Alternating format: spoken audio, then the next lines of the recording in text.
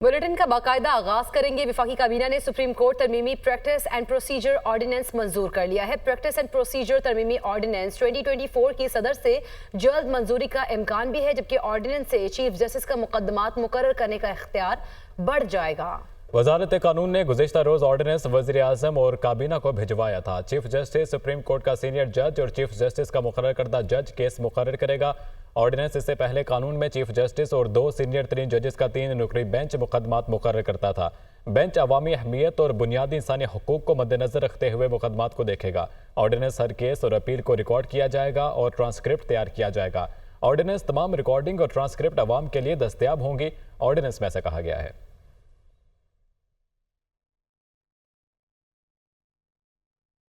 Supreme court का PTI अरकान assembly की वाबस्तगी से मुतालिक फैसला। स्पीकर सिंध असम्बली का रद्द-ए-अमल। कहा, पार्लियामेंट की कानून साजी के तनाजर में अदालती फैसले पर अमल दरामद मुमकिन नहीं। आज़ाद रुकन सियासी जमात में शामिल हो जाए तो दोबारा पार्टी नहीं बदल सकता। इलेक्शन कमीशन मरवजा कानून की रोशनी में अपनी जिम्मेदारियां निभाए। स्पीकर के भी असम्बली बाबर सलीम का chief election commissioner Sikandar Sultan Raja को खत। स्पीकर बाबर सलीम ने खत में लिखा, आइन सबसे बालातर है, इस पर अमल किया जाए। सुप्रीम कोर्ट का फैसला आइन की रूह और मंशा बयान करता है। तमाम इदारे बशमूल इलेक्शन कमीशन सुप्रीम कोर्ट के फैसले के पाबंद हैं। सुप्रीम कोर्ट ने वाज़ेह किया है कि मखसूस नशिस्तें किस पार्टी का हक है। सुप्रीम कोर्ट के वजाहती नोट पर गौर के लिए इलेक्शन कमीशन का इजलास। चीफ इलेक्शन कमिश्नर इजलास की सदारत कर रहे हैं। इजलास में मेंबरान इलेक्शन कमीशन, लॉ विंग और कानूनी माहिरीन शरीक हैं। इलेक्शन कमीशन सुप्रीम कोर्ट के फैसले से मुतालिक रहनुमाई लेगा। वकार सैयद से मजीद तफसीलात लेंगे। वकार, आगाह कीजिएगा। जी बिल्कुल, आज मुसलसल चौथे रोज़ जो है वो इलेक्शन कमीशन में सुप्रीम कोर्ट के जो वजाहती फ़ैसला है उससे मुतल्लिक गौर फ़िक्र जो है वो जारी है। और इसमें चीफ इलेक्शन कमिश्नर की सरबराही में इस इजलास में जो चारों मेंबरान हैं, इसके अलावा सेक्रेटरी, स्पेशल सेक्रेटरी और लॉ विंग के हुकाम शरीक हैं, जबकि आज के इजलास में कुछ कानूनी माहिरीन जो है वो इस इजलास में शरीक हैं। ज़राए के मुताबिक जो इजलास है इसमें आइनी माहिरीन जो है वो सुप्रीम कोर्ट के फैसले और इससे मुतल्लिक जो एक्ट ऑफ पार्लियामेंट है, पार्लियामेंट का जो गुज़श्ता माह पास किया गया बिल है, उसके तनाज़र में इसके इम्प्लीमेंटेशन से मुतल्लिक जो है वो ख्याल किया जा रहा है। जबकि ये इस इजलास इस हवाले से भी अहम है क्योंकि जो स्पीकर कौमी असम्बली, उसके बाद स्पीकर पंजाब असम्बली के खतूत गुज़श्ता रोज़ है, जबकि आज जो स्पीकर KP असम्बली है, खैबर पख्तूनख्वा असम्बली, बाबर सलीम स्वाति, उनकी जानिब से भी एक खत जो है वो चीफ इलेक्शन कमिश्नर को अरसाल किया गया है, जिसके बाद ये तवक्को की जा रही है कि इलेक्शन कमीशन की जानिब से आज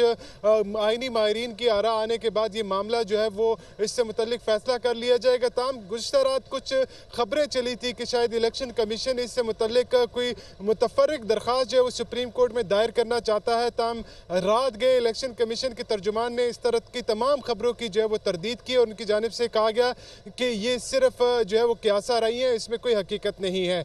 जबकि इलेक्शन कमीशन का ये इजलास इस वक्त जारी है।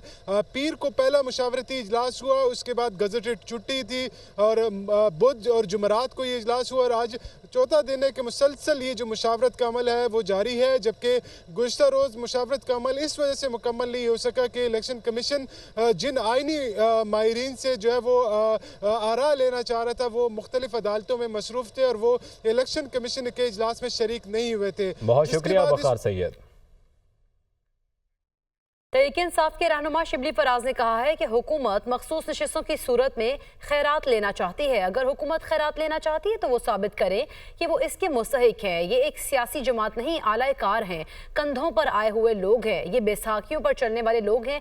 इनसे हुकूमत चल नहीं रही। मुल्क में जंगल का कानून है, अदालती फैसलों को जूते की नोक पर रखा जा रहा है।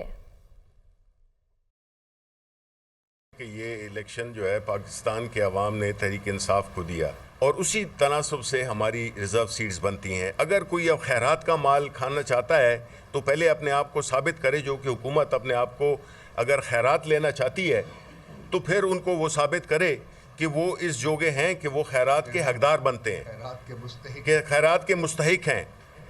वो एक आलाकार हैं, वो एक उस पर कंधों पे चढ़ के आए हुए लोग हैं, वो बैसाखियों पे चलने वाले लोग हैं। उनसे हुकूमत चल नहीं रही। जुल्फ़िकार अली भुट्टो ने 73 का आइन इस मुल्क को दिया। जो कि मुत्तफ़िका तौर पे पास हुआ था। वो अलग बात है कि आज उन्हीं के नवासे बिलावल भुट्टो कुल्हाड़ी लेकर और उस आइन की जो रूह है उस पे कारी ज़रबें लगा रहे हैं। इलेक्शन कमीशन को स्पीकर के खत के बाद कौमी असम्बली में पार्टी पोजीशन जारी। नई पार्टी पोजीशन में कौमी असम्बली से तहरीक इंसाफ का वजूद खत्म। तमाम 80 अरकान को सुन्नी इत्तेहाद काउंसिल का रुकन जाहिर कर दिया गया है। तफसीलात जानेंगे यासिर मलिक से। जी यासिर।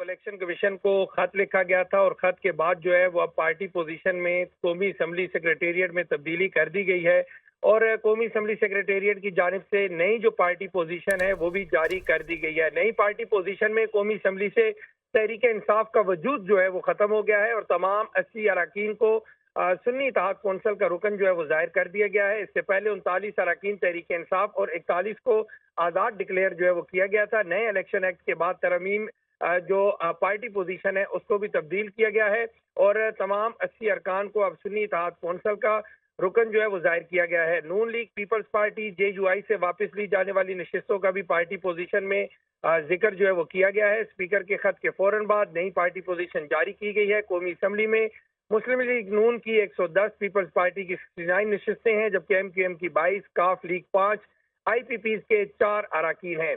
मुस्लिम लीग, ज़ियाब, BAP और नेशनल पार्टी का एक एक रुकन जो है वो कौमी असम्बली में मौजूद है।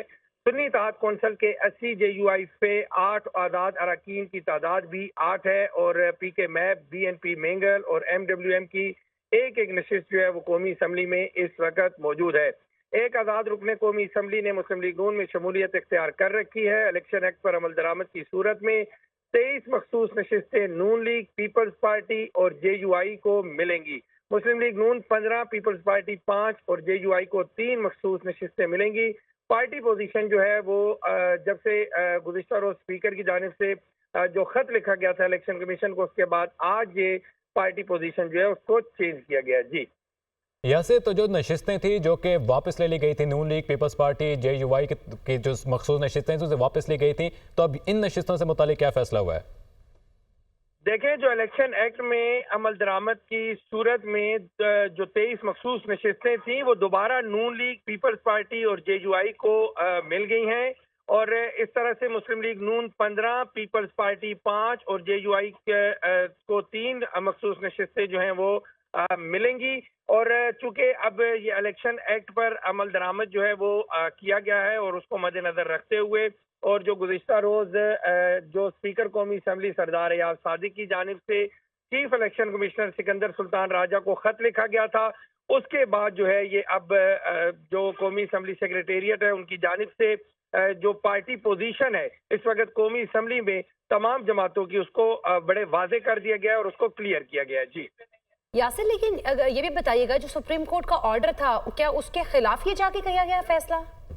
देखिए, सुप्रीम कोर्ट के ऑर्डर के बाद इलेक्शन एक्ट पर अमीमी बिल जो है उसको मद्देनजर रखते हुए ये तमाम तर फैसला किया गया है। गुज़िश्ता रोज चीफ इलेक्शन कमिश्नर की जानिब जो खत लिखा गया था स्पीकर की जानिब से उसमें भी बड़े वादे ये कहा गया था कि जो मखसूस नशिस्तों वाला मामला है इसको भी देखें और जल्द अज जल्द जो है इसको सॉर्ट आउट किया जाए। और उन्होंने ये भी कहा था कि अब जो पार्टी पोजीशन है उसको भी क्लियर करना है। तो आज जब ये कल खत लिखा गया और खत के बाद आज जो कौमी असम्बली सेक्रेटेरिएट है उसकी जानिब से जो ये फैसला किया गया था कि अब खत के बाद तमाम जो पार्टी पोजीशन है उसको क्लियर किया जाए। तो आज ये अपडेट की गई है वेबसाइट पर कौमी असम्बली की और उसमें पार्टी पोजीशन को क्लियर किया गया है। पार्टी पोजीशन में ठीक है यासिर, हमारे साथ ही मौजूद रहिएगा। Bureau chief Islamabad Adeel वड़ाइश time में ज्वाइन किया है। अदील, एक चीज़ तो वाज़ेह हो गई कि तहरीक इंसाफ का वजूद ही सिरे से ख़त्म कर दिया गया है, तो आपको लगता है कि उनके पास कोई ऑप्शन मौजूद है? क्योंकि जो नशिस्तें थी वो तो वापस नून लीग और JUI को दे दी गई हैं, तो इस तमाम सिचुएशन को ज़रा वाज़ेह कीजिएगा।